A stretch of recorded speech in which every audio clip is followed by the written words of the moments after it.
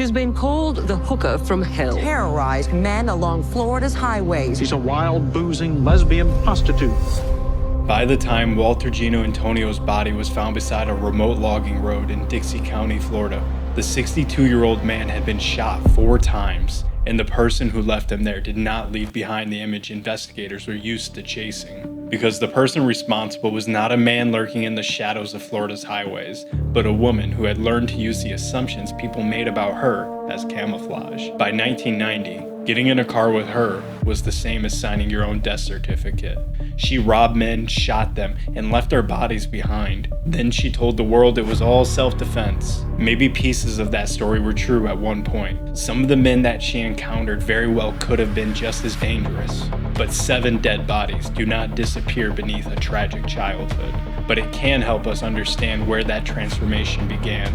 Because Aileen Wuornos was not born on the side of a Florida highway with a gun in hand, waiting for strangers to pull over. The road that turned her from prey into predator started almost the moment she entered the world. She was not America's first female serial killer, despite what the headlines would later claim.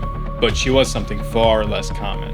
A woman accused of hunting strangers along the highway, shooting them at close range, taking their property, and leaving their bodies in the woods. By the time Antonio was discovered, 6 other men had already vanished or turned up dead. But before we can discuss where that road ended, we gotta go back to where it all began, as it's important to understand what made Aileen Wuornos different from the killers America was used to hearing about. The country already understood the idea of a man stalking strangers, luring victims somewhere isolated, and leaving bodies behind. That kind of monster had a familiar shape, the Iceman as an example. Aileen, however, disrupted that image, not because her crimes were less brutal, but because people struggled to process a woman committing them with the same cold repetition they expected from a man. Hey guys, sorry, quick interruption, but I just wanted to say I hope you're enjoying the new arrangement and the story to go along with it. And if you are, make sure you subscribe. I'm trying to hit 300 subscribers before the end of the year, and I have faith that you guys can help me get there. Alright, back to the video. Originally known as Aileen Carol Pittman, she was born in Rochester, Michigan on February 29th, 1956, and almost immediately, the people who were supposed to protect her began disappearing from her life.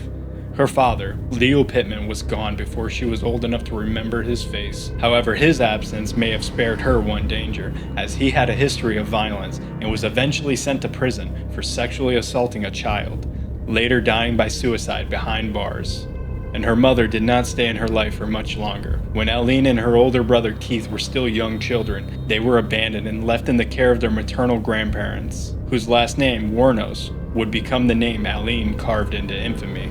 Aileen's childhood was undeniably ugly, yet the more disturbing accusations are difficult to measure because of the unreliable narrator Aileen became known as. She lied when it helped her, contradicted herself when the previous story no longer did, and spent much of her life reshaping those stories around whatever she needed in that moment. But the broader picture of her early life was still bleak. The home she was placed into was described as harsh, unstable, and violent. He never did anything to the neighborhood kids, but to them. I mean, he was always mean to Aileen and Keith, always. By the time most children are still learning how the world works, Aileen had learned that the world was cruel, transactional, and predatory. She reportedly began trading sexual favors for cigarettes, food, and money before she was even a teenager. And by 14, she was pregnant. The baby was placed for adoption, and not long after, the fragile structure of her home life collapsed even further. By 15, Aileen was no longer living like a child who had simply made bad choices. She was homeless, sleeping in abandoned cars, under bridges, and wherever she could survive at night. Many of her earliest experiences with men were associated with violence, control, or money. The danger in telling Aileen's story is that her childhood can sound like an argument in her defense, in a case where there isn't one. Plenty of people are abused and never become serial killers. Plenty of people are abandoned and never decide that strangers deserve to die. But in trying to understand how Aileen went from a homeless teenager trying to survive, one deserving of sympathy and compassion, to a woman leaving bodies along Florida highways that burnt any pity the world had for her, the beginning cannot be ignored. As she moved into adulthood, Aileen did not suddenly find stability. She drifted through the country under different names, hitchhiking, drinking heavily, committing small crimes, selling sex, and collecting arrests. A few years later, she married a wealthy 69-year-old man named Louis Fell, but the marriage only lasted weeks before Fell accused her of attacking him and obtained a restraining order, a moment foreshadowing what she would become.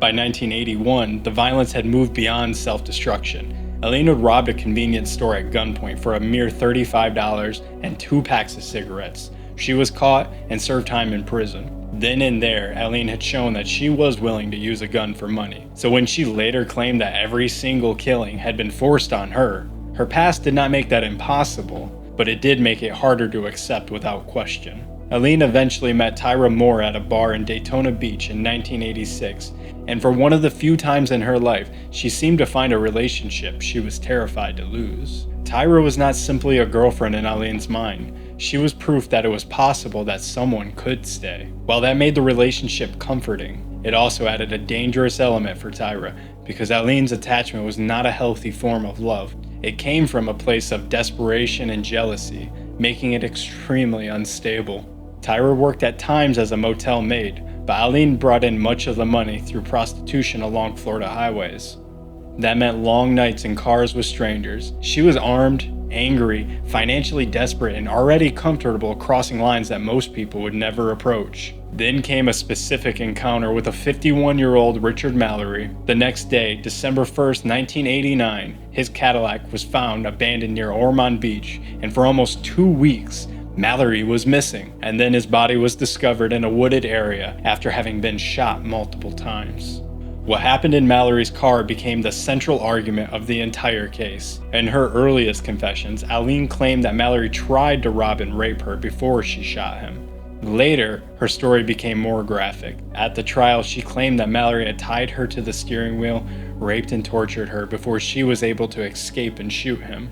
Yet, years later, she admitted that even part of that account had been fabricated, though she continued to insist that Mallory had sexually assaulted her. The reason why that claim is difficult to fully dismiss is that Mallory had been a convicted sexual offender. If Richard had been the only man that Aileen killed, her story might have remained a disputed self-defense case wrapped in a lifetime of trauma. Instead, his death became the first known killing of a pattern that kept repeating until the self-defense explanation began collapsing under its own weight. 6 months later, David Spears' body was found nude in Citrus County with 6 gunshot wounds. And a few days after that, a 40-year-old Charles Carskaden was found in Pasco County with 9 bullets in him. Then a 65-year-old Peter Seams disappeared, with his body never having been found, but his car turned up in Orange Springs after Aileen and Tyra crashed it, fleeing before police arrived. Yet Aileen's palm print was found inside the vehicle, and it did not stop there. Troy Burris' body was found beside a state road with 2 gunshot wounds. Charles Richard Humphreys was also found with multiple gunshot wounds. Then came Walter Antonio,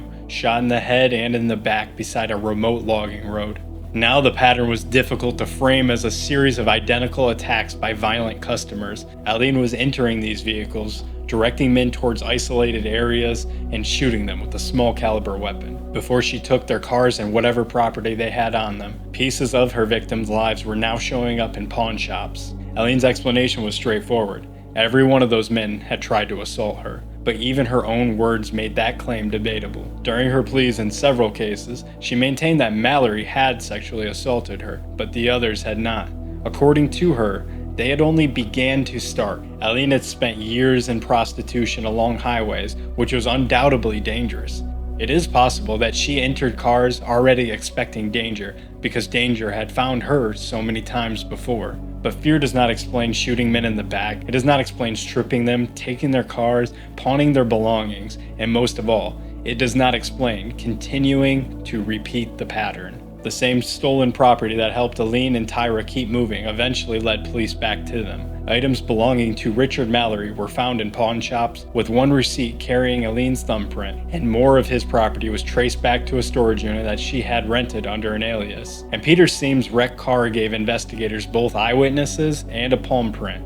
By the time composite sketches of the 2 women were released publicly, Aileen was already much closer to being caught than she realized. In January of '91, officers found her at a biker bar in Port Orange called The Last Resort, a name almost too perfect considering she was running out of places to hide. Police arrested her on an outstanding weapons warrant, while detectives continued building the true case. murder. But even with physical evidence, stolen property, witnesses, fingerprints, and a pattern, they still wanted something stronger than a trail of clues. They wanted Aileen to say it herself, and to get that, they turned to the one person that she trusted. Police located Tyra and offered her immunity before sending her back into Aileen's life through a series of phone calls. They had Tyra tell Aileen she was scared that police might charge her too. With Tyra's voice on the phone and evidence closing in around both of them, Aileen confessed and admitted that she had killed 7 men, while insisting Tyra had nothing to do with the murders. There is a temptation to romanticize that confession as some final act of love, but even that gives Aileen too much credit. She was not nobly sacrificing herself for Tyra as much as she was trapped by evidence and the consequences of her own violence.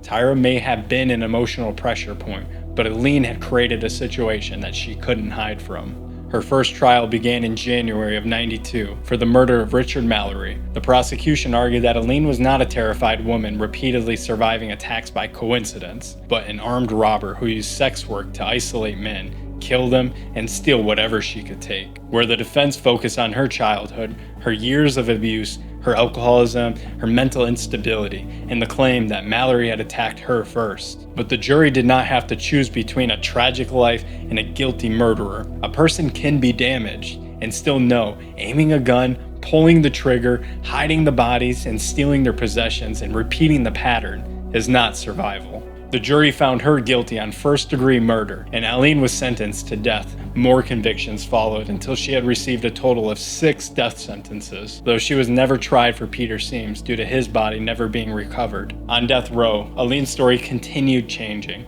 Sometimes she returned to the claim that she had acted in self-defense, while other times she said plainly that she had robbed and murdered the men coldly. I want to come clean and tell the world that I killed those men first degree. Robbed and killed them to keep from any witnesses. She would accuse prison officials of contaminating her food, abusing and tormenting her through strange methods, while also firing attorneys and rejecting appeals, and eventually insisting that she would kill again if she was ever released.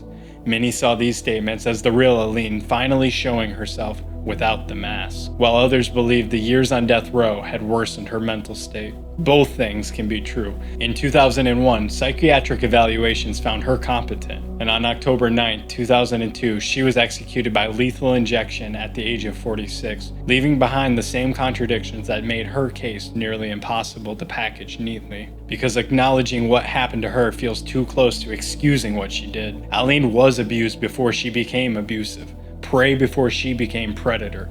Hurt people hurt people. Her childhood may explain why she expected danger in every car, but it does not explain away the men whose lives ended because Aileen decided they were worth more to her dead than alive. What makes Aileen Wuornos so disturbing is not that a monster appeared out of nowhere, but that the violence done to her did not end with her.